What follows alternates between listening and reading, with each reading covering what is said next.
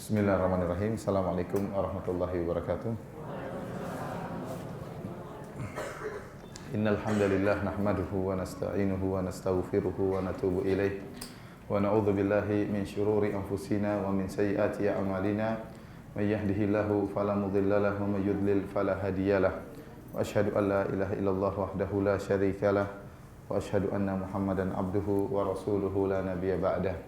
Ya ayyuhalladzina amanu taqullaha haqqa tuqatih wa la tamutunna illa wa antum muslimun. Fa in asdaqal hadithi kitabullah wa khairal huda huda Muhammadin sallallahu alaihi wasallam. Syarrul umuri muhdatsatuha wa kullu muhdatsatin bid'ah wa kullu bid'atin dhalalah wa kullu dhalalatin finnar. Ibu-ibu sekalian yang dirahmati oleh Allah Subhanahu wa taala, demikian juga para bapak-bapak yang ikut hadir dalam kajian ibu-ibu kali ini ya. Alhamdulillah segala puji dan syukur kita panjatkan kepada Allah ya. Allah masih memberikan kita kesempatan untuk bisa tadi pagi masih bisa bangun ya, masih bisa sholat subuh, masih bisa istighfar, masih bisa bertasbih ya. Ini nikmat ya, luar biasa. Kita masih diberi kesempatan untuk bisa menyambung penghambaan kita kepada Allah Subhanahu wa taala, dan ini harus patut untuk kita syukuri. Tidak lupa salawat dan salam semoga tercurahkan selalu kepada junjungan kita Nabi Muhammad SAW, juga kepada keluarganya dan juga kepada seluruh sahabat beliau tanpa terkecuali. Topik yang saya diminta untuk menyampaikannya pada pagi hari ini adalah tentang nikmatnya ghibah. Benar ya? Saya tidak tahu yang kasih judul itu bukan saya ya. Tapi kenyataannya memang demikian, bahwasanya ngerumpi itu memang asyik ya. Ngerumpi itu memang asyik ya. Ghibah itu asyik. Acara televisi yang paling ramai adalah acara ghibah. Berita yang paling santer adalah berita ngerumpi ya. Semua yang menarik perhatian orang adalah tentang kejelekan-kejelekan orang lain ya. Oleh karenanya kita sebagai umat muslimah, sebagai kaum muslimin dan juga sebagai kaum muslimah untuk memperhatikan masalah ini, karena ghibah adalah dosa besar. Para hadirin dan hadirat yang dirahmati oleh Allah Subhanahu wa taala, kita tahu bahwasanya Islam adalah agama yang sempurna, yang tidak hanya mengatur hubungan seorang makhluk dengan Khalik, seorang hamba dengan penciptanya, tapi juga mengatur tentang interaksi antara seorang hamba dengan hamba yang lainnya. Bahwasanya seorang mukmin ya memiliki hak kepada mukmin yang lainnya, saudaranya memiliki hak kepada dirinya. Dia tidak boleh menjatuhkan harga diri saudaranya. Oleh karena Rasulullah SAW dalam hadis mengatakan, inna dima'akum wa amwalakum wa a'radakum haramun. Kata Nabi SAW, sungguhnya darah kalian atau jiwa kalian, dan sungguhnya harta kalian, dan sungguhnya harga diri kalian adalah haram, tidak boleh dilanggar, tidak boleh ditumpahkan, ya, tidak boleh dijatuhkan ya. Dan di antara perkara yang ditekankan oleh Nabi adalah masalah harga diri. Dan ghibah berkaitan tentang menjatuhkan harga diri saudaranya, menjatuhkan harga diri saudaranya ya. Para hadirin dan hadirat yang dirahmati oleh Allah Subhanahu wa taala, yang jadi masalah ya, kita dapati banyak orang yang dia rajin sholat malam, kemudian dia rajin puasa sunnah, dia rajin beribadah, dan dia mampu untuk menjauhkan dirinya dari berbagai macam perkara yang haram ya. Dia mampu menjaga pandangannya misalnya, dia tidak mau makan makanan yang haram, dia meninggalkan perkara yang syubhat. Ya, perkara-perkara yang haram mudah dia tinggalkan, tapi untuk ghibah susah untuk dia tinggalkan. Susah untuk dia tinggalkan. Kalau kita suruh seorang makan babi misalnya, tidak akan mau. Dia tidak akan mau makan babi. Kita suruh dia minum khamar, dia tidak akan mau minum khamar. Ya. Tapi ternyata dia hobinya bergibah ria. Padahal gibah adalah makan bangkai daging bangkai saudaranya. Padahal gibah adalah makan bangkai daging saudaranya ya. Dan ini kenyataan yang pahit gitu. Ternyata terkadang orang-orang yang hobi ngerumpi ini bukan orang-orang jalanan saja, tapi orang-orang ikut pengajian juga hobinya ngerumpi. Bukan hanya wanita-wanita yang tidak berjilbab yang hobinya ngerumpi, padahal wanita-wanita berjilbab juga hobi ngerumpi. Kadang ngerumpinya lebih kenceng daripada yang tidak berjilbab ya. Makanya saya sering sampaikan, di zaman sekarang kita ini, kita di zaman fitnah. Rasulullah SAW menasihatkan kepada kita secara umum, alaika bi khassati amrik. Hendaknya engkau sibuk dengan perkara privasimu. Ya. Kenapa orang terjerumus dalam ghibah, ngerumpi bergibah ria, ngerumpi ria? Karena dia kurang sibuk dengan privasinya. Sehingga dia sibuk dengan urusan orang lain. Pengin tahu urusan orang lain. Pengin nimbrung. Padahal Nabi SAW bersabda dalam hadisnya, min husni islamil mar'i tarkuhu ma la ya'nih. Di antara keelokan, keindahan Islam seorang adalah meninggalkan perkara yang bukan urusannya, yang bukan kepentingannya. Ya. Maka kalau kita ingin mengukur indahnya Islam seorang, lihat bagaimana dia ini. Dia ini sibuk dengan privasi dia, atau dia sibuk dengan urusan orang lain yang bukan bidangnya, yang bukan ranah dia. Ya, kalau ternyata dia sibuk dengan urusan orang lain, maka Islamnya enggak elok, Islamnya enggak indah. Dan manusia memang memiliki sifat seperti itu, ingin tahu urusan orang lain. Ingin mengomentari, lihat sesuatu komentar, dengar sesuatu komentar. Ada dua orang sedang ngobrol, ikut nimbrung, lagi ngomongin apa sih? Apa urusan ente ikut-ikut ya? Namun demikian ya. Ingin tahu urusan orang lain. Lagi berjalan di sebuah jalan, lihat orang rumahnya warnanya ungu, dia protes. Ini orang kok rumahnya ungu, norak banget nih. Apa urusan ente rumahnya ungu, hijau, merah, kuning, hijau, bukan urusan ente. Ente urus rumah ente sana, bayar utang rumah sana, belum lunas. Ngurusin rumah orang. Ya seperti itu. Jadi ada orang seperti itu hobinya ngurusin urusan yang bukan urusan dia. Ngurusin bukan urusan yang bukan urusan dia. Semuanya diurusin. Tetangganya dia urusin, ya. Temannya dia urusin, ikut nimbrung. Sampai keluarga ustadznya pun dia urusin. Privasi ustadznya pun dia urusin. Bahkan kita sebagai ustadz terkadang harus lebih hati-hati. Ya. Kenapa? Karena disorot oleh para audiens. Ya, benar ini saya menyampaikan unek-unek dari hati saya ya. Ustadz harus lebih hati-hati karena dia bahan ngerumpian yang paling lezat. Ustadz itu gimana itu? Gimana istrinya tuh? Gimana anaknya tuh? Kemarin istrinya begini, Ustadz kok begitu? Ustadz kok beli mobil baru? Ustadz kok ini? Ustadz kok banyak udah. Ustadz jadi korban. Oleh karena para hadirin dan hadirat yang dirahmati Allah Subhanahu wa taala, saya sampaikan lagi di antara keelokan Islam seseorang adalah dia tidak mengurusi urusan yang bukan kepentingan dia. Hendaknya kita sibuk dengan urusan kita dan ini akan banyak mengurangi ghibah. Dan akan banyak mengurangi ghibah. Sibuk urus suami dengan baik-baik, servis tuh suami dengan baik, ya.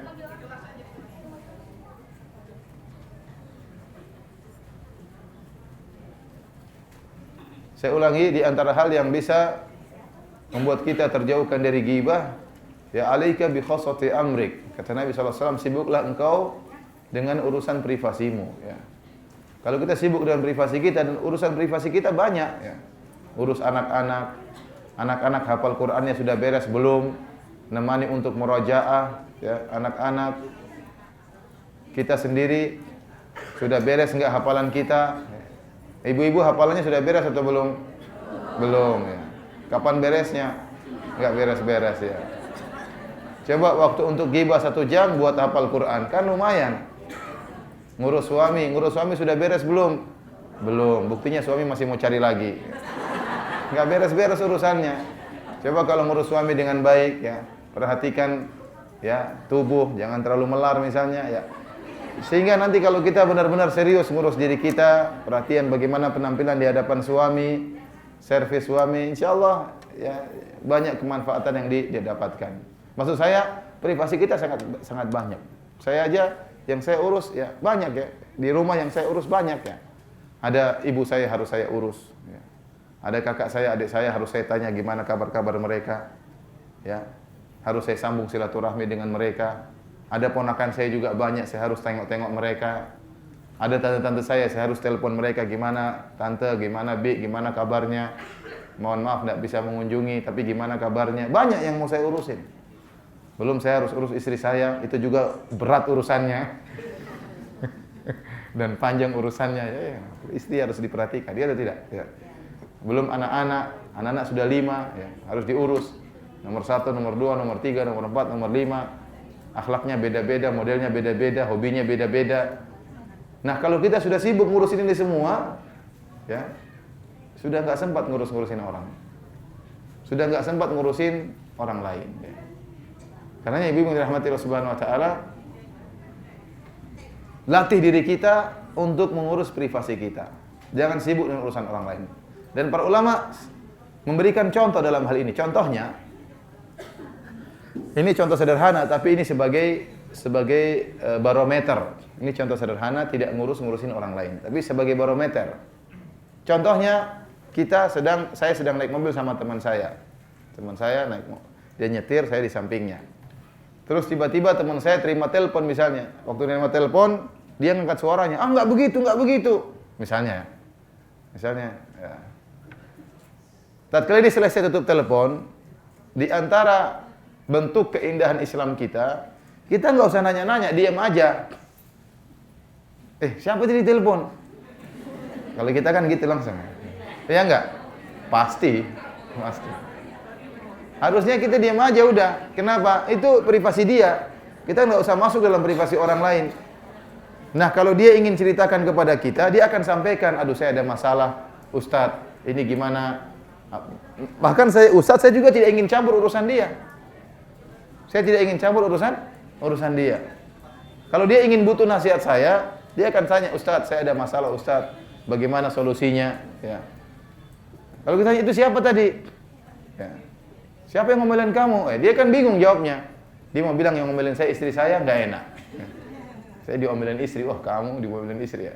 Jadi ini contoh sederhana. Latih diri kita untuk tidak ikut nimbrung urusan apa? Orang lain. Kalau Anda sudah seperti itu, Anda akan kurang, ibu-ibu akan kurang gibahnya. Gibah itu di awalnya apa? Karena ingin urusan orang lain. Dianya apa saja sih? Uangnya dari mana dia itu? Itu kok bisa istrinya cantik ya? Kok bisa suaminya cakep ya? Terus kenapa? Apa urusannya? Ya. Kamu kenapa nggak bisa suamimu cakep? Kamu kenapa nggak bisa istrimu cantik? Apa urusan ente sama urusan orang lain? Ini satu kunci, ingat ibu, ingat ya.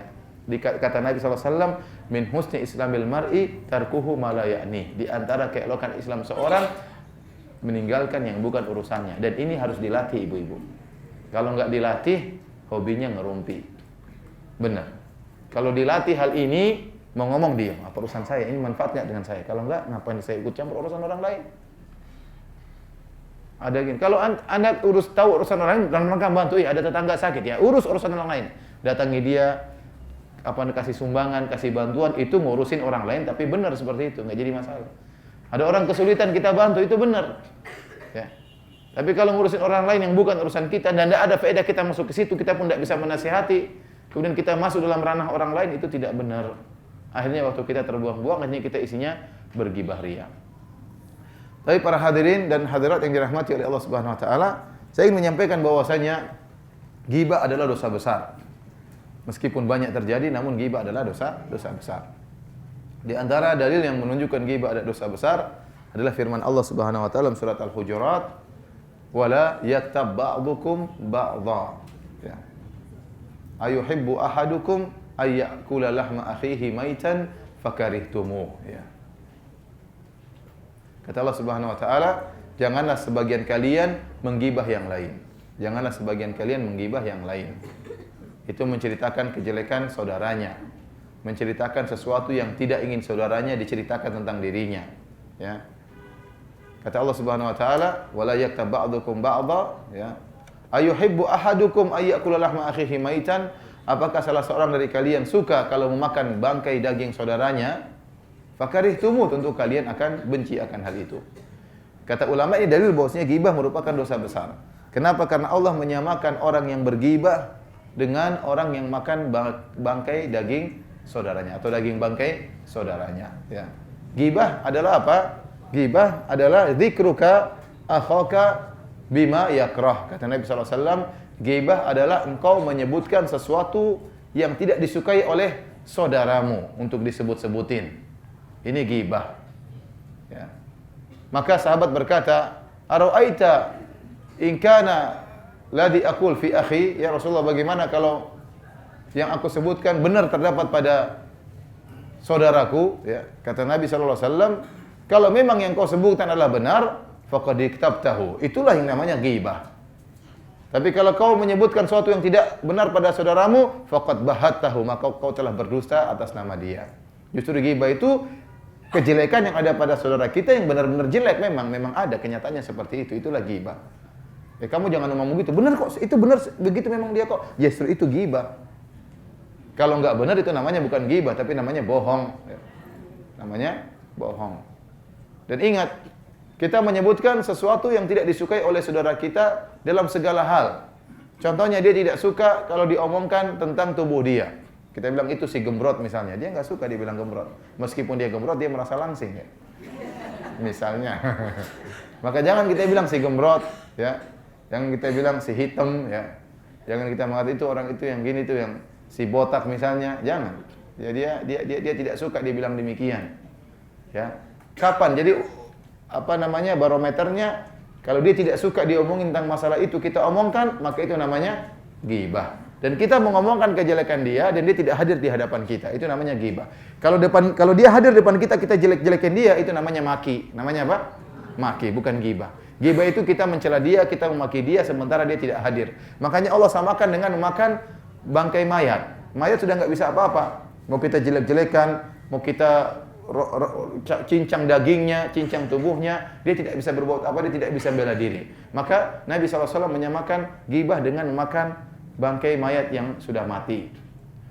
Oleh karenanya, apa saja yang tidak suka dia sebutkan, itu namanya ghibah. Termasuk tentang tubuhnya, seperti Aisyah radhiyallahu taala anha pernah bercerita tatkala Nabi SAW menyebut tentang sebagian istrinya, kalau tidak salah Sofiyah radhiyallahu taala anha, maka Aisyah pun cemburu, ya. Dan Aisyah dia melakukan kesalahan ini dan dia menceritakan kepada kita bahwasanya dia pernah melakukan kesalahan sebagai pelajaran bagi kita. Karena Aisyah adalah ibunda kaum mukminin, ibunda kita. Dia ingin kaum muslimin tidak terjerumus dengan kesalahan yang pernah dia lakukan. Waktu Nabi SAW bercerita tentang Sofiyah, maka Aisyah radhiyallahu taala anha cemburu. Maka Aisyah berkata, "Innaha qasirah." Sungguhnya Sofiyah itu pendek. Maka Rasulullah SAW marah tatkala itu. Kalau seandainya Aisyah melakukan kesalahan berkaitan dengan hak Nabi, berkaitan dengan suami, Rasulullah SAW tidak marah. Karena itu tidak berkaitan dengan syariat. Ya, tidak berkaitan dengan syariat. Tetapi tatkala Aisyah terjerumus dalam dosa menggibah Sofiyah, maka Rasulullah SAW pun tegur dengan teguran yang keras. Kata Rasulullah SAW, "Laqad qulti kalimatan lau muzijat bima'il bahr lamazajathu." Kata Nabi SAW, "Wahai Aisyah, sungguh kau telah mengucapkan suatu kalimat yang sangat busuk, seandainya dicampurkan dengan air laut akan berubah air laut." Artinya apa? Ini menunjukkan beratnya ghibah, ya.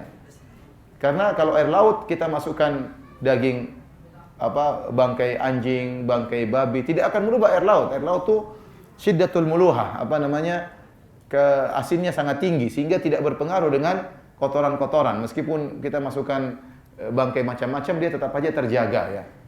Namun jika terlalu parah kebusukan tersebut akan bisa merubah air laut. Nah, kata Nabi SAW, "Laqad qulti kalimatan law muzijat bima'il bahr lamazajatuhu." Sungguh kau telah mengucapkan satu kalimat yang sangat busuk. Seandainya dicampurkan dengan laut akan merubah apa? Air laut. Jadi ghibah berkaitan dengan tubuh seseorang. Entah kita katakan dia pendek, dia gemuk, ya. Dia bontot misalnya, macam-macam lah, ya. Kemudian dia pesek misalnya, ya. Dia macam-macam lah, ya. Mukanya bulat, ya. Bulat melebar misalnya. Pokoknya semua perkataan yang membuat dia tersinggung, maka itu adalah apa? Ghibah. Dia tidak mau dikata-katain demikian. Dia tidak mau dikata-katakan demikian, ya. Juga berkaitan dengan keluarganya, misalnya itu anaknya tukang koruptor misalnya, anaknya koruptor, anaknya macam aja dia sebutin tentang kejelekan yang berkaitan dengan keluarganya, tentang ayahnya, tentang ibunya, tentang adik-adiknya. Dia tidak suka dijelek-jelekan saudaranya. Atau berkaitan dengan agamanya, itu loh yang selalu terlambat sholat berjamaah, itu loh yang kalau pengajian tidur melulu, itu loh, ini ya, itu loh kalau pas pengajian ngobrol sendiri, itu. Kalau kita ustaz ceramah, dia juga ceramah di belakang, itu. Ini namanya apa? Ghibah, berkaitan dengan agamanya. Berkaitan dengan agama. Itu loh kalau diminta sumbangan, orang-orang semua kasih 20.000, dia kasihnya 2.000. Ya itu. Ini juga apa? Ghibah. Ini itulah yang pelit. Ini berarti kita menceritakan keburukan agama dia. Ini juga namanya ghibah, ya. Saya tidak berbicara tentang orang yang memamerkan kemaksiatan dia. Kalau orang-orang fasik yang muncul misalnya di televisi, itu digibahi nggak jadi masalah karena memang mereka memamerkan kemaksiatan mereka. Saya tidak berbicara tentang orang-orang seperti itu, saya berbicara tentang kaum muslimin, kaum muslimat secara umum yang mereka tidak memamerkan kemaksiatan mereka. Orang-orang yang memamerkan kemaksiatan mereka, mereka memang pantas digibahi, ya, karena mereka memang menunjukkan kemaksiatan yang mereka lakukan. Tidak ada kehormatan bagi mereka karena mereka sendiri pamer tentang keburukan yang mereka miliki. Ya. Tapi maksud saya kaum muslimin secara umum yang tidak yang ibadah yang baik, tidak boleh kita menceritakan mengumbar keburukan-keburukan yang mereka miliki, baik berkaitan dengan tubuhnya, baik berkaitan dengan keluarganya, baik berkaitan tentang agamanya. Ini semua namanya ghibah. Dan ini semuanya dosa besar. Oleh karena tadi Allah mengatakan wala yaktab ba'dukum ba'dha ayuhibbu ahadukum ayyakula lahma akhihi maitan fakarihtumu. Janganlah sebagian kalian menggibah sebagian yang lain. Apakah kalian suka memakan bangkai daging saudaranya? Tentu kalian benci. Kalau kita disuruh makan daging sapi yang sudah jadi bangkai, kita nggak bakalan mau. Padahal sapi tersebut hukum asalnya halal. Tapi kalau sudah bangkai, sudah bau, siapa yang makan?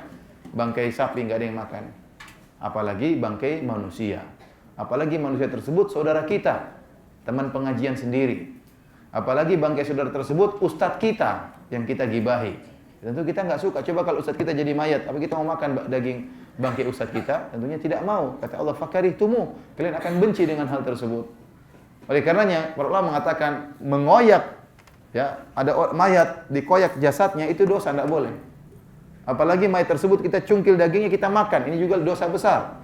Dan ghibah disamakan dengan memakan mayat daripada daging daripada mayat. Ya, maka ghibah itu dosa besar karena merobek, mengoyak daging mayat, apalagi sampai makannya adalah dosa besar. Dan ghibah disamakan dengan hal tersebut, maka ghibah juga merupakan apa? Dosa besar. Dan ini pendapat jumhur ulama, hanya segelintir ulama yang mengatakan ghibah dosa kecil. Tapi kebanyakan ulama dari berbagai macam mazhab menyatakan, bahkan ada yang mengatakan ijma', kesepakatan ulama bahwasanya ghibah merupakan dosa besar. Di antara dalil yang menunjukkan ghibah adalah dosa besar, hadis tentang Rasulullah SAW tatkala beliau Isra Mi'raj.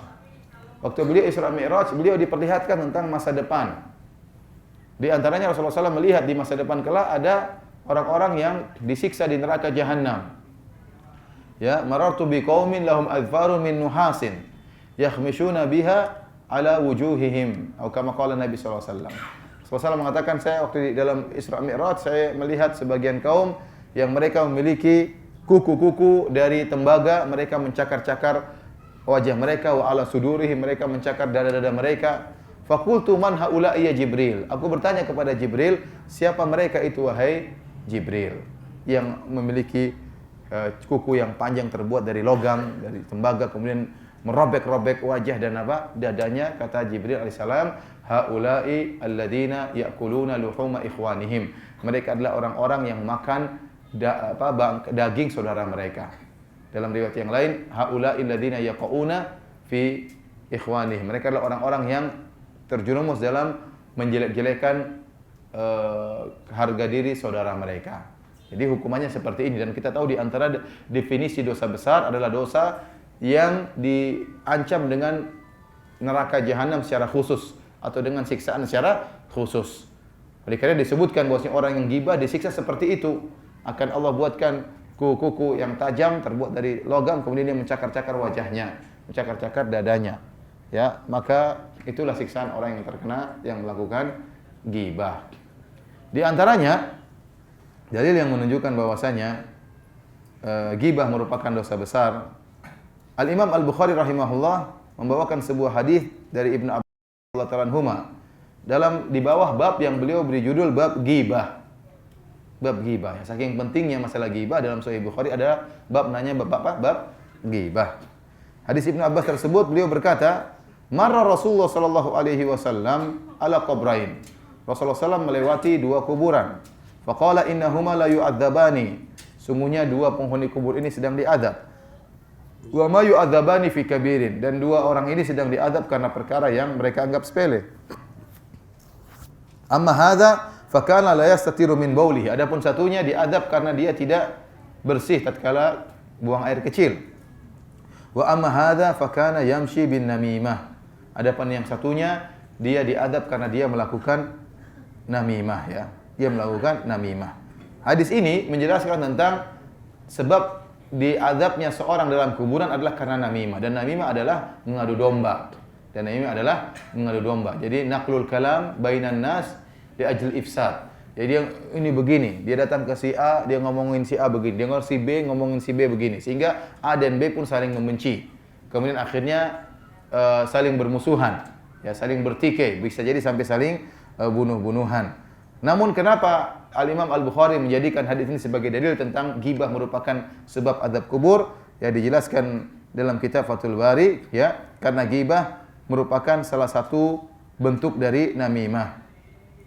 Ya. Karena kenapa? Kalau saya misalnya waliyadzubillah, misalnya saya menggibah si A, saya mengatakan saya menggibah menceritakan kejelekan si B kepada si A. Saya bilang A, B itu gini, ya, misalnya, ya. Kemudian B mendengar perkataan saya, maka dia akan jengkel sama saya. Dia akan benci sama saya, ya.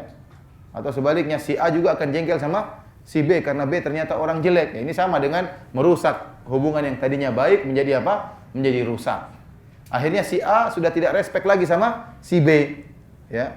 Gara-gara dia mendengar cerita saya tentang apa? Si B. Saya menjelek-jelekan si B di hadapan si A. Kalau saya sudah jelek-jelekan si B di hadapan si A sudah tidak respect dengan si B. Berarti saya memutuskan hubungan antara si A dengan si B. Maka dia mirip dengan namimah, dengan mengadu domba. Oleh karenanya Imam Al-Bukhari menjadikan ini dalil bahwasanya di antara sebab diazab dalam kubur adalah ghibah. Terlebih lagi dalam riwayat yang lain, ya, disebutkan dengan lafal ghibah. Adapun yang satu diazab dalam kuburan karena melakukan ghibah.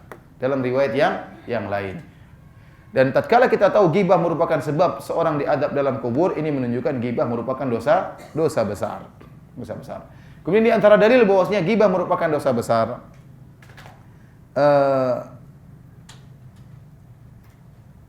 para ulama, ya, menyatakan bahwasanya barang siapa yang melakukan ghibah maka pahala puasanya gugur. Pahala puasanya gugur. Berdasarkan hadis man lam yada qaula zur wal amala bihi wal jahla falaysa lillahi hajatun fi ayyada ta'amahu wa syarabahu.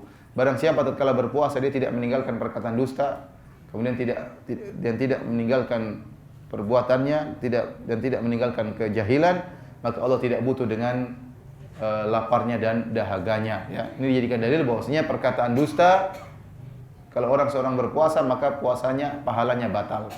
Pahalanya batal, puasanya sah namun pahalanya batal. Sama kata para ulama dengan ghibah. Barang siapa yang melakukan ghibah maka puasanya sah namun pahalanya batal. Dan ini menunjukkan ghibah merupakan dosa besar, ya. Karena tidak semua maksiat bisa menggugurkan pahala puasa. Pahala puasa besar.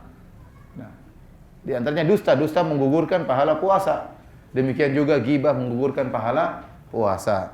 Para hadirin dan hadirat yang dirahmati oleh Allah Subhanahu wa taala, maka, ya, dalam hal ini, ya, seorang hendaknya berhati-hati tatkala dia mengetahui bahwasanya ghibah merupakan dosa besar, maka dia hendaknya menjauhkan dirinya dari perbuatan ini. Namun yang jadi masalah besar, ya, sebagaimana judul pengajian kita, ghibah itu nikmat. Ghibah itu apa? Nikmat. Karena memang syaitan menghiasi maksiat. Maksiat itu dibuat lezat oleh syaitan. Ya, kalau kita berbicara tentang masalah yang baik terkadang capek bicaranya. Tapi kalau sudah bicara ghibah, menceritakan kejelekan orang lain, tidak habis-habis. Menyenangkan, ada kelezatan yang kita rasakan. Kelezatan itu dari syaitan. Dan syaitan telah berkata sebagaimana Allah nukil dalam Al-Qur'an, la uzayyinanna lahum fil ardi wa la ughwiyannahum ajma'in. Ya Allah, kata syaitan bersumpah, sungguh aku akan menghiasi maksiat bagi anak-anak Adam. Sehingga maksiat itu terasa indah. Maksiat itu terasa nikmat. Orang bermaksiat dia akan terjerumus dalam kenikmatan. Minum khamar nikmat, berzina nikmat, melihat yang haram juga apa? Nikmat. Termasuk bergibah, bergibah juga nikmat. Sehingga terkadang orang berjam-jam nikmat, sedang ngerumpi kejelekan saudaranya. Dia sedang merobek-robek harga diri saudaranya, dia sedang menghancurkan harga diri saudaranya dan dia merasa dalam kenikmatan. Karena tadi saya katakan, acara yang paling disenangi oleh orang adalah acara ghibah. Acara televisi kalau sudah mengungkap kejelekan-kejelekan orang, asik nontonnya. Oh begitu enak. Nontonnya apa? Enak. Karena memang ghibah itu nikmat. Ya, nikmat yang membawa kesengsaraan. Nikmat yang membawa kesengsaraan. Dan para ulama telah menjelaskan, hukum seorang berghibah sama saja dengan hukum orang yang mendengarkan ghibah. Kalau Anda asik mendengar ghibah, maka hukum Anda sama seperti orang yang berghibah. Kalau Anda menonton acara ghibah, sama seperti Anda hukumnya sedang berghibah ria. Hukumnya sama, ya. Kenapa? Anda ikut dalam kenikmatan tersebut. Anda ikut berlezat-lezat dalam nikmat tersebut. Seharusnya seorang kalau melihat kemungkaran, dia benci. Namanya seorang lihat maksiat, dia benci. Lihat orang menceritakan saudaranya, dia harusnya benci. Bahkan kalau perlu dia bela. Dan ada keutamaan orang yang membela harga diri orang lain. Ya, dalam hadis disebutkan maknanya barang siapa yang bela harga diri saudaranya, maka Allah akan bela dia dari neraka jahanam. Maka justru sunnahnya kalau ada saudara kita dijatuhkan, kita bela. Kita bilang enggak seperti itu. Enggak seperti saya tahu dia baik, kita bela. Enggak boleh kalian mengatakan demikian. Dia punya hak. Dia tidak boleh dijatuhkan misalnya, ya. Maka ini justru harus kita bela, bukan malah kita ikut berlezat-lezat. Nah, barang siapa yang ikut berlezat-lezatan dalam menceritakan keburukan saudaranya, maka dia hukumnya sama dengan orang yang sedang berghibah ria. Maka dia terjerumus dalam dosa besar. Allah Subhanahu wa taala berfirman, "Wa idza ra'aital ladzina yakhuduna fi ayatina fa'rid anhum hatta yakhudhu fi haditsin ghairihi. Wa imma yunsiyannakumus syaitanu fala taq'ud ba'da dzikri ma'al qaumidz zalimin." Ya, artinya, dan apabila kalian melihat orang-orang yang mengejek ayat kami, maka berpalinglah dari mereka hingga mereka membicarakan pembicaraan yang lainnya. Dan apabila kalian dilupakan oleh syaitan, maka janganlah kalian duduk setelah kalian ingat bersama kaum yang zalim. Jadi, kata para ulama, kalau ada orang berghibah di hadapan kita, ya, maka tinggalkanlah mereka. Jangan duduk sama mereka sampai mereka membicarakan bahasan yang lain. Kalau mereka sudah membicarakan bahasan yang lain, nimbrung lagi enggak jadi masalah. Tapi kalau kita lupa, kita ternyata ikut astagfirullah, ini ternyata majelis ghibah, maka tinggalkan mereka, tidak usah balik lagi sama mereka. Yang terbaik kalau ada orang ghibah ria, kita tegur, ini yang terbaik, karena itu maksiat, kita bernahi mungkar. Dan jangan pernah malu untuk bernahi mungkar dalam masalah ghibah. Tunjukkan bahwasanya kita enggak suka dengan hal tersebut. Apalagi ghibah di hadapan banyak orang. Beda kalau kita sedang diskusi, mencari solusi, enggak jadi masalah, ya. Si fulan begini, kita mencari bukan untuk merendahkan dia, bukan untuk menjatuhkan, tapi kita ingin mencari apa? Solusi. Ini boleh, ya. Tapi ini terbatas, hanya lingkungan terbatas. Adapun kalau sedang berghibah ria, kemudian kita ikut-ikutan, kemudian kita ikut nimbrung, ikut berlezat-lezat, ya, maka ini tidak diperbolehkan. Hukumnya sama seperti kita sedang berghibah. Dan saya ingatkan, kita hidupkan nahi mungkar dalam masalah ghibah. Enggak boleh, ini ghibah loh. Enggak boleh loh, ya. Tegur, terutama ibu-ibu yang suka ghibah ria, ya. Kalau bapak-bapak biasanya kurang ghibahnya. Karena bapak-bapak kan ngurus usaha, ngurus kerja, ngurus utang, dan ibu-ibu kan enggak. Yang mikir utang biasanya bapak-bapak, ya. Ibu-ibu hanya sponsor untuk ayo Pak utang Pak.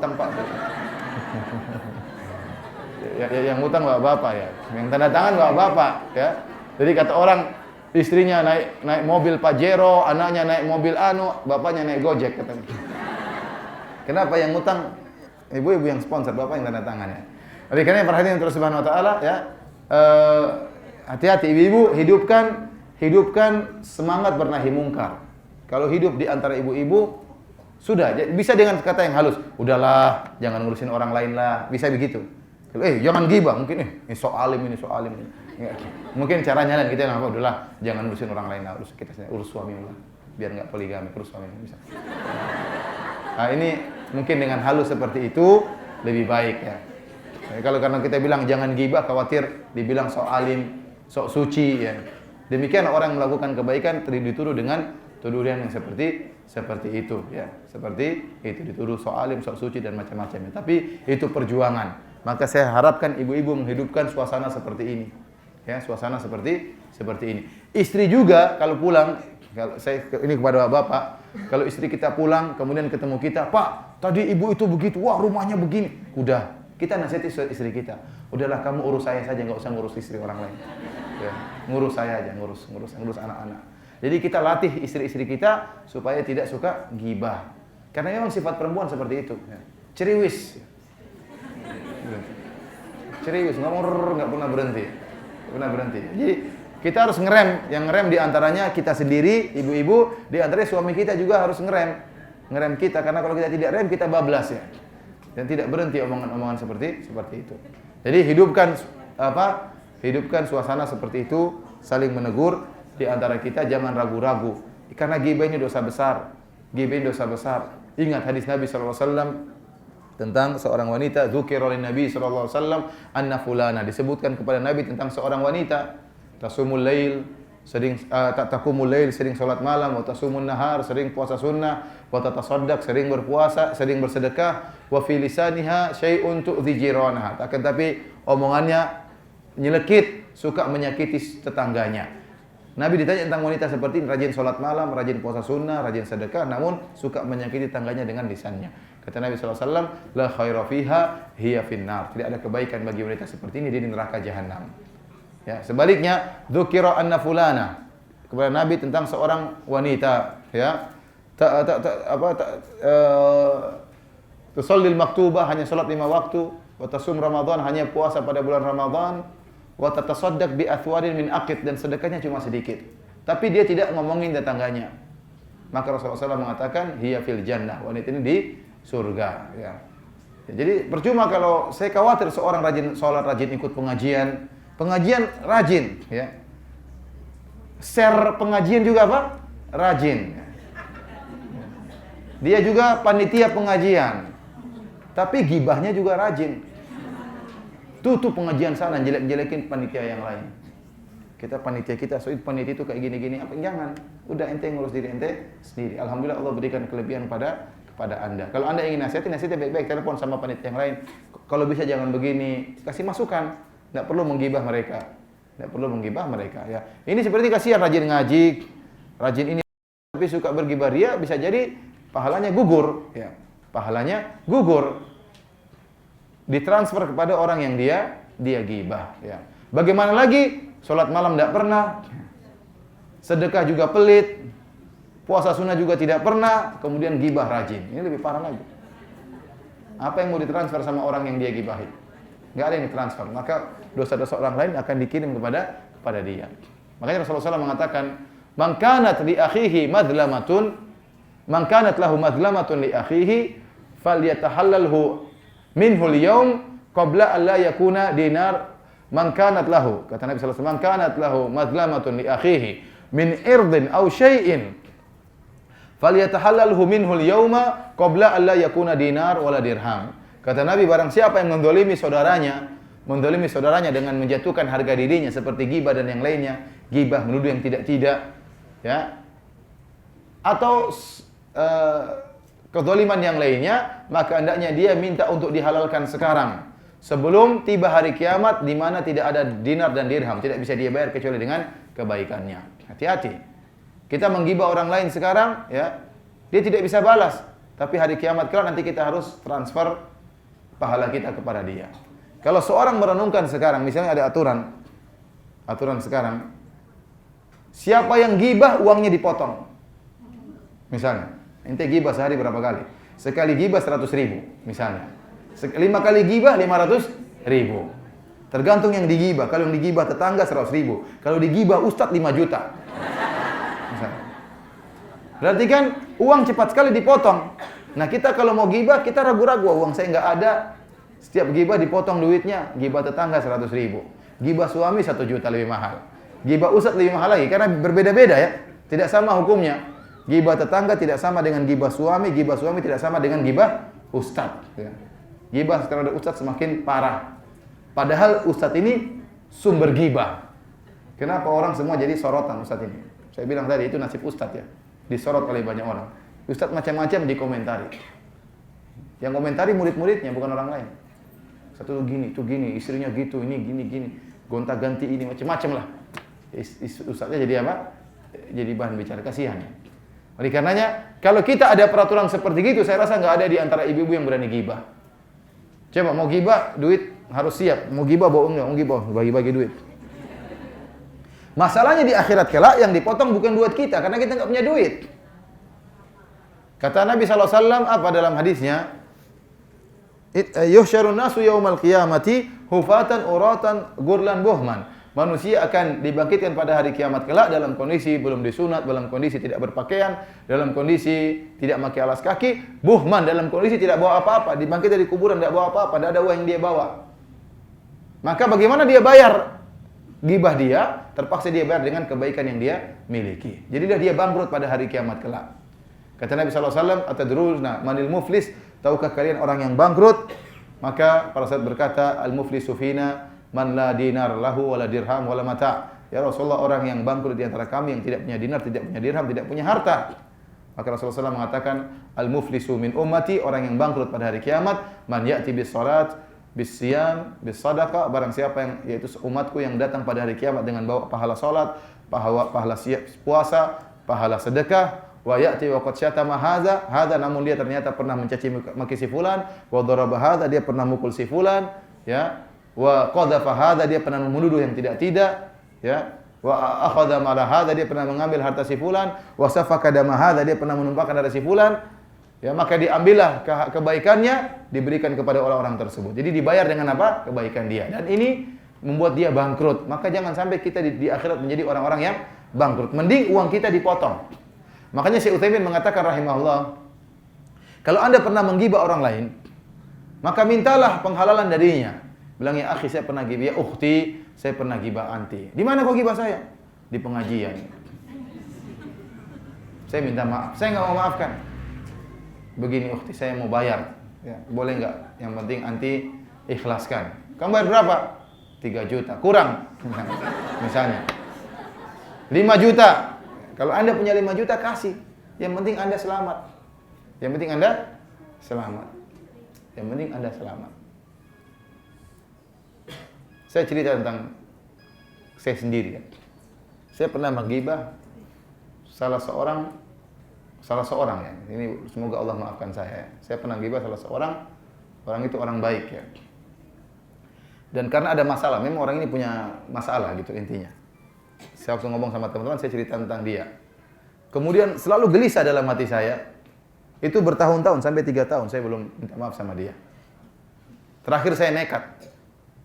Orang itu sudah tua ya. Maka saya datang, saya temani dia keluar dari Masjid Nabawi. Saya bilang ke fulan, mohon maaf, saya pernah gibah Anda. Dia bilang, kenapa kau gibah saya? Saya sebutin karena begini. Dia kelihatan marah, tapi saya sampaikan, saya bilang, minta maaf. Dia bilang, yang beri maaf Allah Subhanahu wa Ta'ala. Subhanallah, tidak berapa lama kemudian meninggal orang tersebut. Saya bersyukur kepada Allah sempat saya minta maaf sama dia. Cuma kalau dia sudah meninggal, saya tidak minta maaf, urusnya di akhirat, repot. Oleh karena ukhti muslimah, ibu-ibu sekalian ya, hati-hati ya, hati-hati ya. Kalau kita bergibah, terutama kita menggibahi orang-orang yang soleh, wanita yang solehah, hati-hati ya. Manusia pasti punya salah.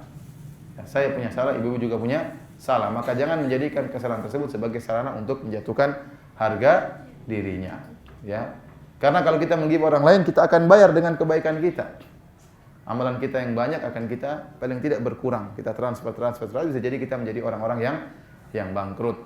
Ya. Tapi para hadirin dan hadirat yang dirahmati Allah Subhanahu wa Ta'ala, bagaimana cara bertobat dari ghibah? Bagaimana cara bertobat dari ghibah? Ya. Sebagian ulama berpendapat, kalau kita menggibah orang lain, orang tersebut tidak tahu kita gibahin dia, maka tidak usah kita lapor. Fulan, saya pernah gibah kamu. Kalau kita lapor, bisa ngamuk dia, bisa hubungan kita renggang, dia bisa musuh kita dan macam-macamnya. Meskipun saya kurang serak, makanya waktu saya pernah menggibah orang, saya datang langsung saya sampaikan. Ya, supaya serak lah, supaya saya merasa puas. Mau dia omelin saya, dia maki-maki saya, nggak jadi masalah. Yang penting urusannya apa? Selesai. Ya. Tapi para ulama mengatakan agama dibangun maslahat dan mudarat. Dibangun di atas maslahat apa? Mudarat. Nah, kalau kita pernah menggibah orang lain dan itu teman kita misalnya, ya, kemudian kita lapor sama dia, saya pernah gibah kamu. Kalau kita laporkan malah kejadiannya semakin parah, semakin terjadi permusuhan di antara kaum muslimin, maka kalau dia tidak tahu, tidak usah kita lapor. Tapi caranya bagaimana? Kita sebut kebaikan-kebaikan dia di majelis yang pernah kita menggibah dia. Ya. Supaya keburukan dia tertutupi dengan kebaikan-kebaikan yang pernah kita sebutkan. Tapi yang kondisi kedua, kalau dia sudah tahu, maka harus ketemu dia. Sampai kepada dia, si fulan gibahin dia, maka harus datang kepada dia. Dan minta maaf kepada dia. Dan saya katakan tadi, caranya baik, datang baik-baik, dengan cara yang sopan. Kalau perlu bawa hadiah, bawa amplop, bawa cek, terserah. Benar. Saya kenal seorang syekh dari Qasim, orang ini orang kaya dan dia donatur juga, termasuk donatur di Indonesia. Gitu sama saya. Ada si fulan dai sering menjelek-jelekan dia. Dan dia tahu. Dan dia cuekin aja. Suatu hari entah ada angin apa, dai itu menyesal. Dai itu telepon dia. Ya akhi, enti fulan syekh fulan. Kata syekh ini yang cerita langsung sama dia. Dia cerita langsung sama saya. Dia bilang, "Benar, saya fulan. Mohon maaf saya pernah mengatakan Anda begini. Saya mohon minta nomor rekening Anda, saya mau transfer." Subhanallah. Kata saya ini, saya tidak butuh dengan uang ente. Kenapa? Dia juga kaya. Saya tidak butuh, matikan telepon, selesai. Kenapa? Bukannya dia tidak maafkan, tapi supaya orang itu tidak mengulangi lagi. Ya. Ya, enggak, saya disogong, saya saja donatur, saya disogok. Yang menjogok ngapain? Saya saja bagi-bagi duit, ngapain saya disogok ya?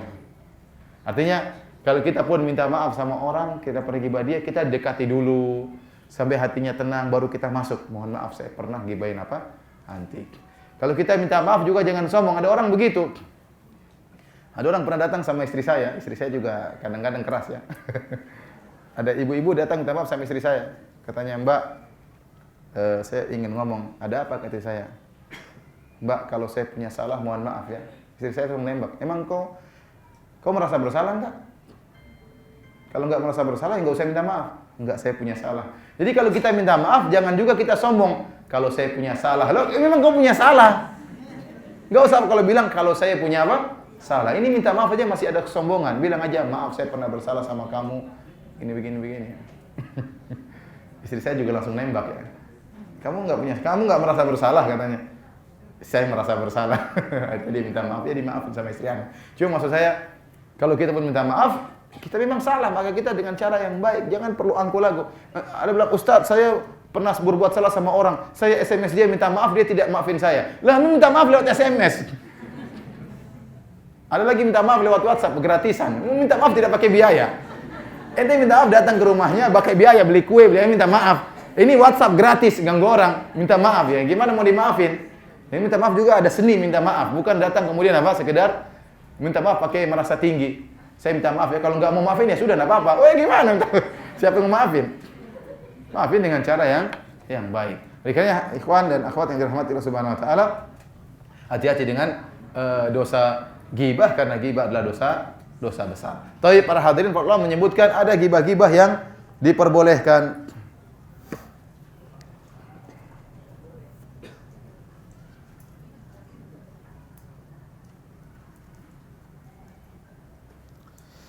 Di antara ghibah-ghibah yang diperbolehkan adalah di antaranya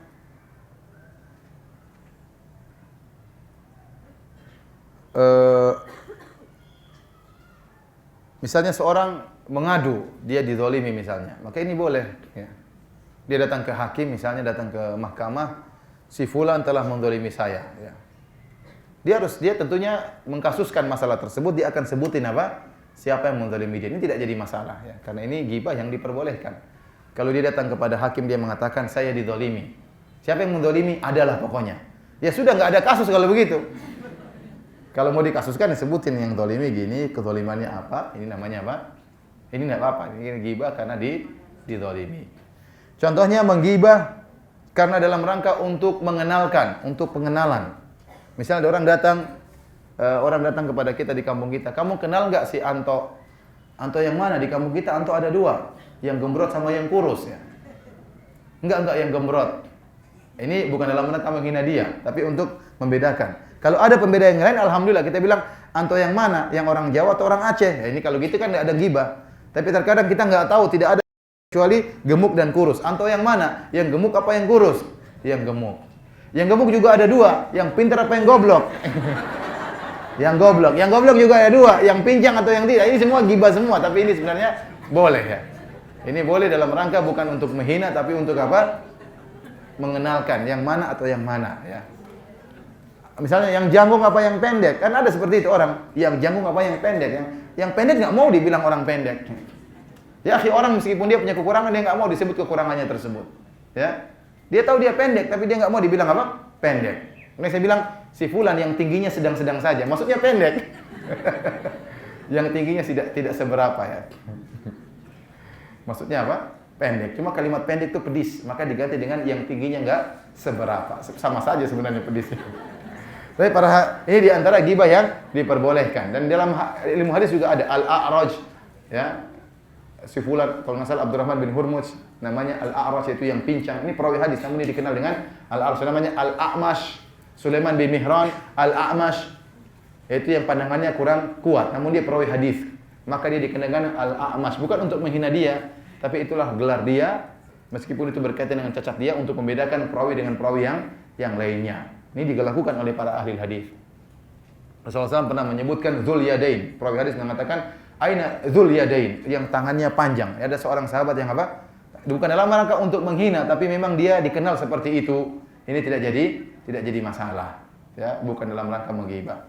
Kemudian di antaranya gibah yang diperbolehkan adalah memperingatkan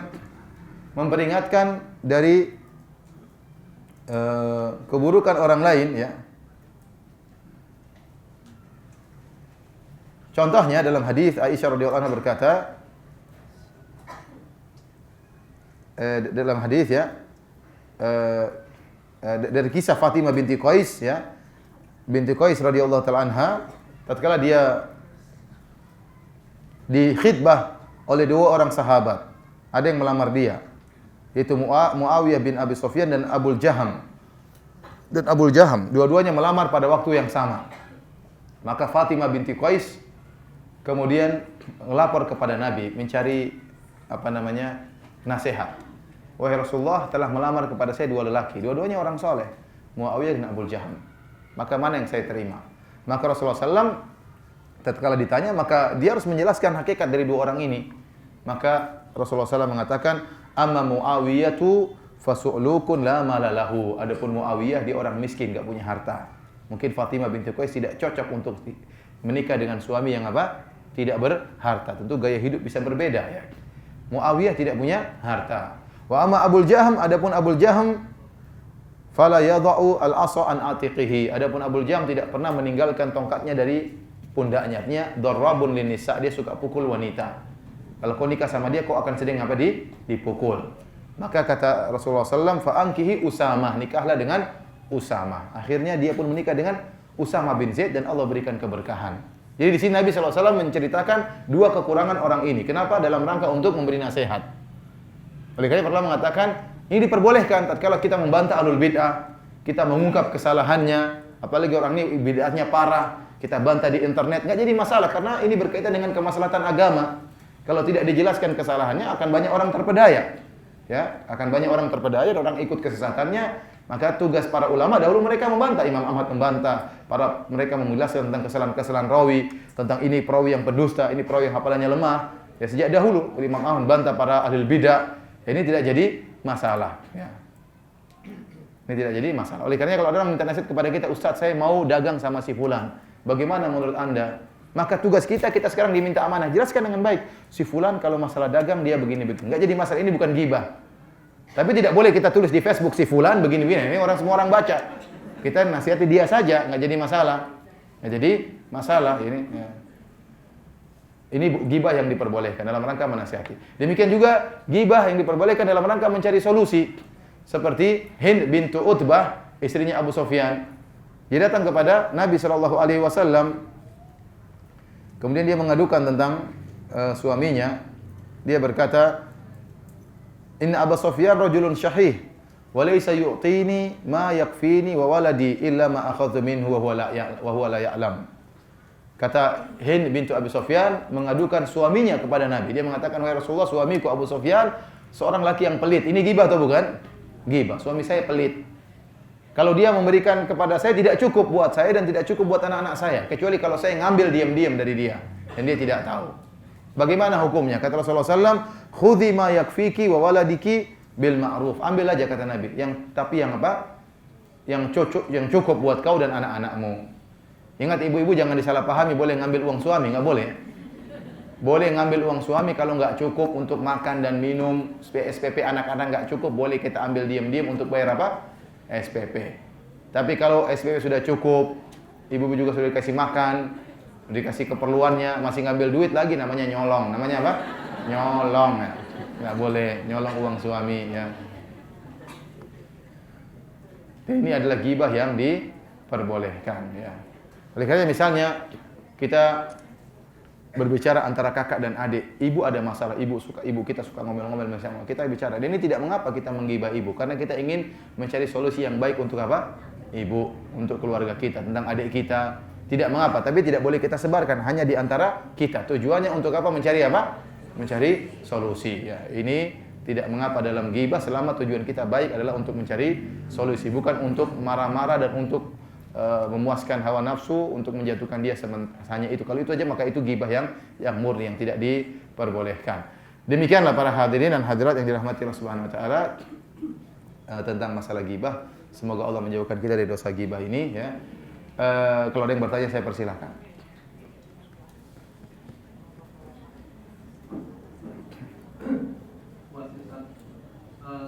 Ada pertanyaan sebelum nanti di pertanyaan. Apakah pada zaman sahabiah itu para sahabiah pernah ghibah? Ada riwayatnya? Wallahu a'lam bishawab ya.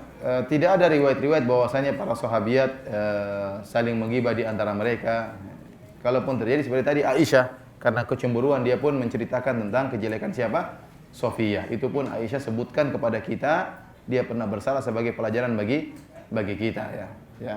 Adapun tentang kisah Nabi yang Nabi menyebutkan berkumpul 11 wanita yang menceritakan tentang kejelekan-kejelekan suaminya yang pernah saya sampaikan dalam ceramah tentang 11 tipe suami, maka sebagian ulama berpendapat bahwasanya Nabi bercerita tentang wanita-wanita di masa lampau, bukan di zaman Rasulullah sallallahu alaihi wasallam ya.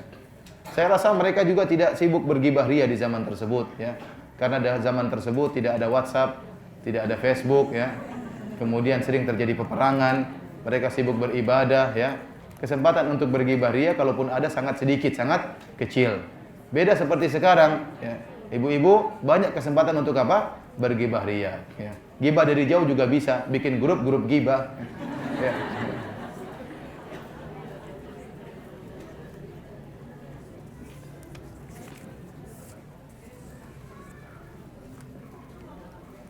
Ketika kita mendengar suatu berita yang tidak benar tentang kita, apakah perlu kita klarifikasi atau diam saja? Memberikan yang berita yang tidak benar itu terus berlanjut. Hak kita adalah untuk meluruskan berita yang benar yang tidak benar terhadap kita. Jadi hak kita untuk apa? Membela. Ini tidak jadi masalah ya. Boleh. Enggak juga enggak apa-apa. Enggak juga enggak apa-apa. Saya pun sering dibilangin macam-macam. Kadang saya klarifikasi dan seringnya saya tidak klarifikasi. Capek mengurusin orang. Mereka tidak capek ngurusin saya capek ngurusin mereka. Ya udahlah. Terkadang saya harus klarifikasi dan seringnya, dan saya klarifikasi hanya sedikit, hanya jarang sekali. Seringnya saya cuekin aja. Ya udahlah. Yang penting kita maafkan, mereka nggak tahu mau diapain. Ya. Jadi kalau bisa diklarifikasi, kalau itu ada maslahatnya untuk mengklarifikasi, maka bagusnya mengklarifikasi. Tapi kalau memang mau klarifikasi nggak sama aja, ya udah cuekin aja. Ya. Cuekin aja. Nanti tinggal totalan di akhirat.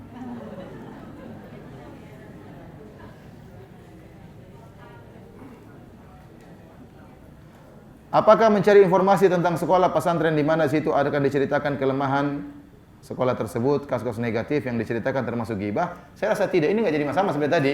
Tatkala Abul Jaham sama Muawiyah melamar tadi Fatimah binti Qais, Rasulullah SAW menyebutkan ya. Tapi kita harus mencari dari orang yang amanah. Tidak tanya kepada sembarang orang, cari orang-orang kira-kira yang amanah. Maka dia akan menyampaikan positif dan negatif dari sekolah tersebut. Yang ditanya pun harus baik, dia harus bisa menyampaikan secara adil, bukan dia, karena namanya sekolah tidak ada yang luput dari kekurangan, ya. Tidak luput dari. Jangan antum tanya kepada orang yang berkasus. Ada orang kasus anaknya dikeluarkan dari sekolah, maka dia pun jelek-jelekan sekolah tersebut. Padahal yang salah apa? Anaknya, misalnya. Ya. Ini maka antum bukan salah sempat bertanya. Cari tempat bertanya yang benar, sehingga dia bisa memberikan informasi yang akurat. Kalau perlu dari beberapa orang, jangan dari satu pihak saja. Bagaimana cara bertobat kalau pernah gibah dan sudah tidak ingat siapa aja yang digibahi? Ini jangan khawatir, nanti di akhirat ingat ya. Sekarang nggak ingat, di akhirat nanti ingat. Karena datang tagihan-tagihan banyak. Jadi sekarang nggak ingat, nanti di akhirat pasti apa? Ingat. Kata Allah Subhanahu wa taala, "Yauma yatadzakkarul insanu ma sa'a." Pada hari itu semua orang akan ingat apa yang pernah dia lakukan. Nggak akan terlewatkan, pasti ingat nanti. Jangan khawatir. Dan akan datang tagihan-tagihannya. Tinggal siap transfer apa? Kebaikan. Jadi kalau tidak ingat ya sudah, sekarang kita bertobat taubat nasuha. Meminta kepada Allah agar maafkan dosa-dosa kita. Namanya kita di zaman jahiliyah, di masa jahiliyah banyak melakukan dosa, dan kalau kita bertobat nasuha insya Allah dimaafkan oleh Allah Subhanahu wa taala.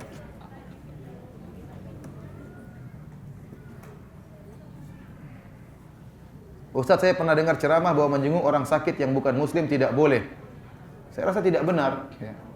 Ini tidak benar, masa tidak boleh menjenguk orang yang sakit. Apalagi kalau ada maslahat kita menunjukkan akhlak mulia seorang muslim, apalagi kita ingin itu kerabat kita berbuat menyambung silaturahmi dengan kerabat, baik, boleh, wajib meskipun dia bukan non muslim, ya. Teman baik ya kita baikin, apalagi kalau kita punya ada tujuan untuk mengenalkan Islam, mendakwahi dia. Rasulullah SAW menjenguk orang yang sakit, di antaranya Yahudi yang sakit, Rasulullah SAW dakwahi. Kemudian dia masuk Islam. Pamannya juga dia dakwahi, namun tidak masuk Islam dalam kondisi sakaratul maut, Abu Talib. Jadi saya rasa tidak ada dalil seperti itu. Namun yang menjadi utama kewajiban tatkala seorang muslim, karena hakul muslim alal muslim, ya, kalau dia sakit maka kita jenguk, ya. Kita jenguk, ya. Tetapi bukan berarti kelazimannya berarti dilarang menjenguk orang kafir yang sakit. Justru bisa jadi dia tatkala dia sakit yang datang orang muslim maka dia tertarik. Namanya dakwah kan enggak langsung, kamu mau mati masuk Islam ya? Enggak, kan bukan begitu caranya. Kita kunjungi, mungkin kita berikan obat, berbuat baik kepada makhluk Allah Subhanahu wa taala dengan harapan dia mengerti tentang Islam. Dia nanti kalau sudah baik mungkin dia sadar.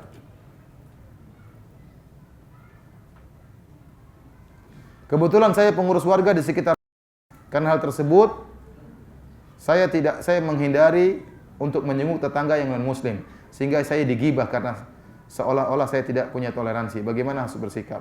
Jadi demikian, kalau orang sakit tidak jadi masalah. Yang jadi masalah kata para ulama adalah kalau sudah meninggal dunia. Ini karena seakan-akan kita ikut bela sungkawa, ikut bersedih. Orang ini kafir padahal, ya. Ini para ulama mengatakan tidak boleh kalau tapi kalau dia sakitnya jadi masalah. Kesempatan kita tunjukkan akhlak mulia, ya. Tapi kalau sudah meninggal sudah lewat, kesempatan. Kecuali kalau ada masalah kita ingin dakwah keluarganya itu lain cerita, tapi asalnya kita tidak ikut bersedih dengan matinya orang tersebut, ya. Karena orang tersebut kafir kepada Allah, tidak beriman kepada Nabi sallallahu alaihi wasallam. Ustadz, ibu-ibu ketika ngumpul terkadang tidak sengaja membicarakan anak-anaknya baik kebaikan ataupun keburukannya. Apakah ini juga ghibah? Ya enggak apa, kalau itu bukan dalam rangka, anak-anak pun tidak peduli, ya, tidak merasa ibu gibahin saya, ya enggak. Apalagi anak masih kecil 3 tahun, 4 tahun, ya mungkin sharing, oh anak saya begini caranya. Insya Allah kalau itu niatnya baik, ya. Karena kita tidak ada niat untuk menjatuhkan anak-anak kita, ya. Enggak boleh kita niat menjatuhkan anak kita. Jadi saya rasa ibu-ibu kalau ngomongin anak-anaknya bukan dalam rangka menjatuhkan, tapi sekedar sharing pengalaman, tukar pengalaman, kalau gitu enggak jadi masalah. Beda kalau orangnya sudah gede. Anak sudah gede misalnya, sudah SMP, ini dia merasa dia tahu ibu saya gibahin saya. Nah, ini bahaya, enggak boleh. Kenapa? Oh, ibu Cana ceritain saya, kamu begini ya kalau di rumah ya? Kok tahu? Ibu kamu yang ngomongin. Aduh, repot. Dia bongkar lagi. Ibu saya juga begitu di rumah. Wah, ini ibunya gibah dia gibah ibunya. Berdosakah jika kita bergibah di BBM atau WA? Sama aja gibah di BBM sama WA. Enggak ada bedanya. Jadi tulisan itu mewakili lisan. Tulisan itu mewakili lisan. Hukumnya sama. Ada seorang guru ngaji dalam kurung ustazah tapi masih suka gibah dan riya. Bagaimana sikap kita? Kalau guru ustaz dan terus mulai gibah, kita bilang, udahlah Bu, kita ngaji aja lah Bu. Ya. Saya kurang sedep dengar kayak gitu Bu. Bilang aja enggak apa. Mungkin dia tersentil, mungkin itu nasihat. Ya. Terkadang namanya ustaz juga punya kesalahan, mungkin dia lupa. Tegur. Bu, gibah itu apa definisinya Bu? Gitu. Definisinya apa? Kamu ngejek saya. Kalau kita curhat tentang kejelekan suami termasuk bergibah, kalau sekedar curhat aja ya gibah. Tapi kalau kita curhat kepada orang yang amanah, yang dalam rangka kita berharap dia bisa memberikan solusi, maka ini bukan gibah, nggak jadi masalah. Tapi kalau kita umbar-umbar ketemu orang, aduh suami saya begini, ketemu lagi suami saya begini, rahasia ya, rahasia umum, ini namanya menjatuhkan harga diri suami. Ya, nggak boleh. Kalau suami dengar seperti itu dia akan marah. Tapi kalau anti punya masalah, cari orang yang amanah, yang bukan ember mulutnya. Ya. Datang kepada dia, ngomong baik-baik. Ya. Kalau ada wanita ember, jauhin ya. Karena kalau kita dia akan tumpahin kemana-mana ya. Jangan. Maka tidak apa-apa dalam rangka mencari solusi. Pak Ustadz, kenapa masih banyak yang suka menggibah atau merumpi padahal mereka sering mengikuti pengajian? Karena jawabannya gibah itu nikmat. Itu jawabannya.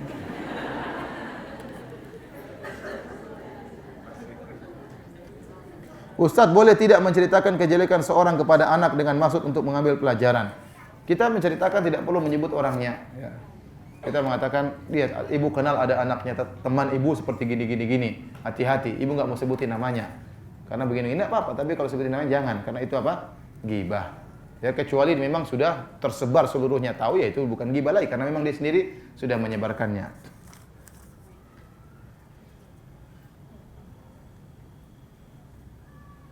Saya mempunyai warung di rumah. Teman-teman saya ada yang duduk-duduk dan belanja di warung saya. Dan mereka membicarakan orang lain. Dalam hati saya ingin menolak atau mengusirnya. Apa tips Ustadz untuk saya yang tidak bisa berbuat apa-apa? Menolak gibah mereka. Tinggalkan. Jadi dia gibah situ, ibu di pojok sana. Di sana, di situ, sana dengar, sambil dengar radio Roja, sambil dengar ngaji. Tidak apa-apa. Kalau tidak mampu menegur, kalau tegur takut nggak laku kan? Nggak laku, ya udah nggak mampu, di ujung aja muncul gini. Kalau bisa nasihati lebih baik, tapi kalau nggak mampu bagaimana lagi? Kata Allah, pergilah, tinggalkan. Tinggalkan di pojok, sudah sibuk dengan penjual yang lain. Jangan ikut nimbrung.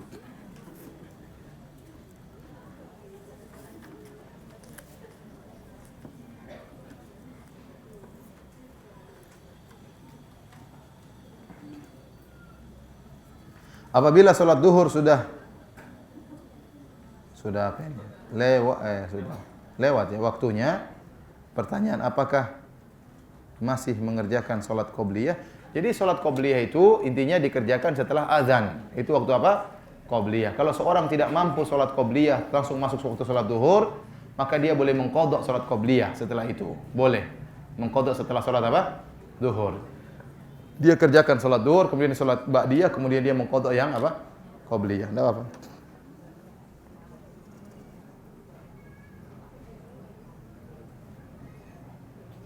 Saya kurang bisa baca tulisan apa? Sambung.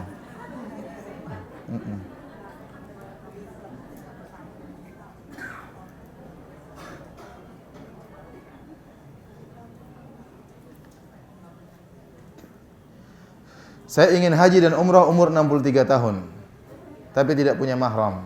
Bagaimana ini Ustaz? Tidak wajib ya, kalau tidak punya mahram tidak apa? Tidak wajib ya.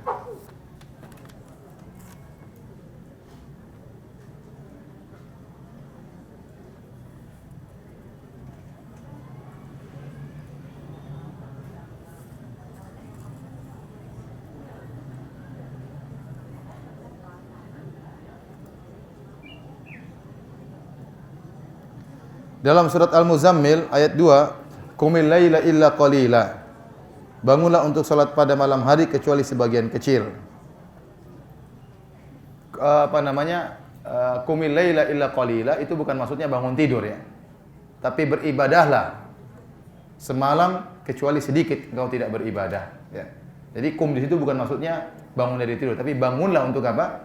Semangatlah untuk beribadah semalam suntuk kecuali sebagian kecil. Nisfahu aw yunqus minhu qalila. Artinya salatlah malam engkau seluruh malam kecuali hanya sedikit. atau setengah malam, atau tambah sedikit atau kurang sedikit. Intinya, ini maksudnya salah terjemah maksud saya. Ya. Apakah boleh melaksanakan sholat tahajud, sholat tarawih, dan sholat witir dengan cara tidur terlebih dahulu? Lebih bagus kalau kita tidur terlebih apa? Dahulu. Karena kalau orang tidur dulu, dia lebih semangat, lebih segar dalam melaksanakan apa? Ibadah. Tapi sebenarnya tidak tidur juga tidak mengapa. Rasulullah SAW disebutkan tatkala 10 malam terakhir, ahya lailahu, beliau begadang untuk melaksanakan ibadah. Jadi bagus ya kalau kita bisa tidur dulu supaya bisa apa? Dan Rasulullah SAW demikian ya, tidur dulu kemudian beliau dan para sahabat pun demikian. Sehingga tatkala di malam hari lebih semangat, lebih konsen dan tidak ngantuk, Tapi kalau apakah sholat malam diharuskan tidur dulu? Jawabannya tidak harus. Makanya orang kalau tidak mampu sholat malam di sepertiga malam terakhir, dia boleh sholat malam di awal malam. Dia khawatir tidak bisa bangun sebelum subuh, maka dia sebelum tidur dia witir. Dan witir termasuk sholat apa? Malam. Jadi maksud saya yang afdal tidur istirahat dulu, sebagaimana Nabi Daud alaihissalam tidur dulu baru kemudian apa? Sholat. Tapi kalau tidak tidur juga nggak jadi masalah. Orang nggak bisa tidur. Aduh, daripada saya ngelamun, daripada saya WhatsAppan, daripada Facebookan, mending saya sholat malam. Tidak apa-apa meskipun tidak didahului dengan tidur. Ketiga, sholat malam bolehkah dikerjakan dengan berjamaah dengan suami? Boleh sesekali, tidak terus-terusan. Boleh sekali, tidak apa? Tidak terus-terusan. Ya, sesekali tidak. Karena Rasulullah SAW tidak melakukan terus-terusan. Rasulullah SAW pernah sholat malam berjamaah sesekali. Seringnya beliau sholat malam apa? Sendiri.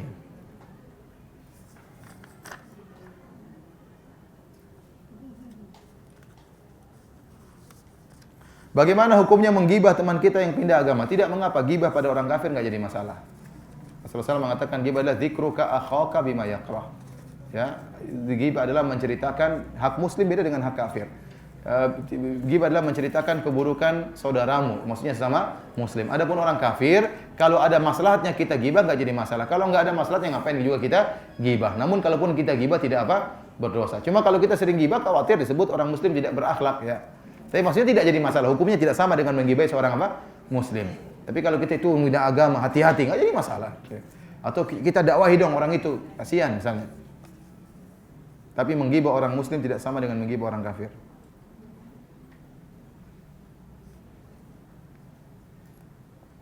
Pak Ustadz, apa hukumnya mengubah harga dalam berjualan sedangkan di awal sudah ada perjanjian? Harga A dan harga B berbeda, tapi dia menyamakan harga di harga yang lebih tinggi. Kalau sudah ada perjanjian sebelumnya, maka dia menyelisih janji. Dan di antara ciri-ciri orang munafik, idza wa'ada akhlafa. Kalau dia berjanji, dia menyelisihi. Ya. Tidak boleh kalau sudah perjanjian. Ya. Tapi kalau belum perjanjian, masih ngobrol-ngobrol, terus dia berubah pikiran, boleh-boleh saja. Kemarin gimana? Besok, aduh saya berubah pikiran, saya mau harga baru. Belum ada perjanjian jual beli. Kemudian besok dia berubah harga. Ya terserah dia. Tapi kalau sudah kontak, besok saya jual dengan harga sekian, maka jangan dia menyelisih apa? Janji.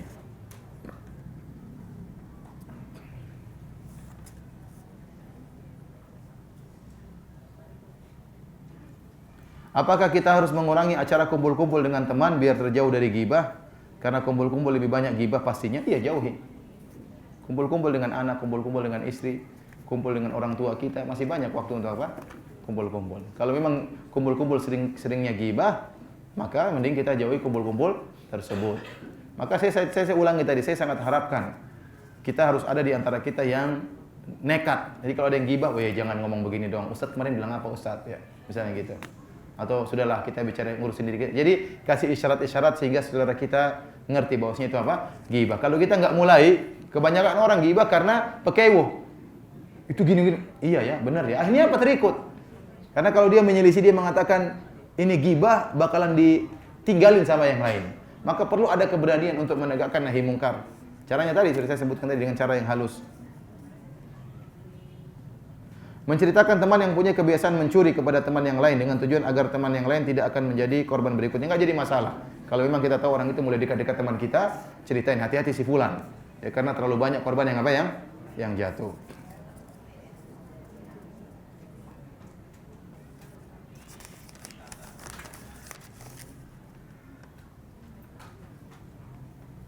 Kalau ibadah istri diomelin suami, apa hukumnya?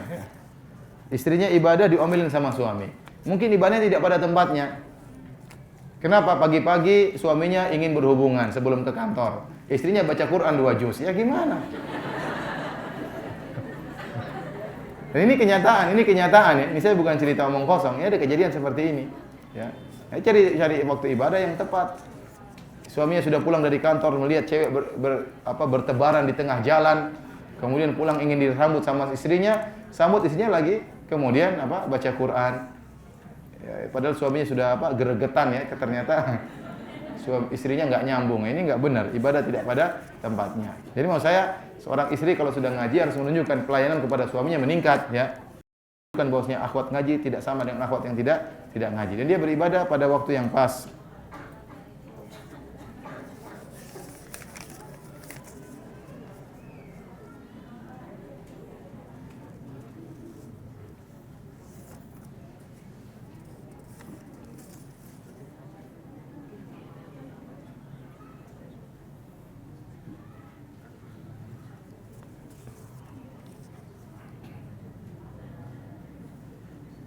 Apakah tidak menyebut nama disebut ghibah? Tidak. Kalau tidak disebut nama, maka itu bukan ghibah. Kita bilang ada si fulan, ada seseorang. Kecuali kalau semuanya sudah paham maksudnya siapa, maka tetap ghibah. Tapi kalau yang diajak ngomong tidak ngerti siapa, misalnya saya tadi ketemu orang di jalan kurang ajar gini-gini, nggak jadi mas, ini bukan ghibah. Karena kita tidak tahu siapa orang tersebut.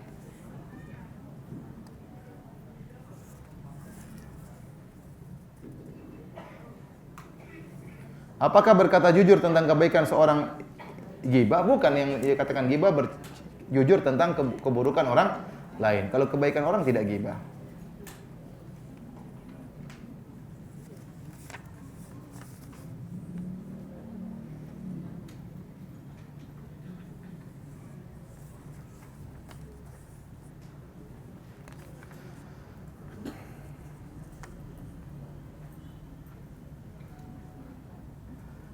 Adakah doa untuk terhindar dari ghibah? Ya, di antaranya Allahumma inna a'udzubika min syarri sam'i wa min syarri basari wa min syarri lisani wa min syarri qalbi. Ya Allah, aku berlindung dari kejahatan pendengaranku, kejahatan mataku dan kejahatan lisanku, ya. Ini di antara kejahatan lisan adalah berbuat ghibah.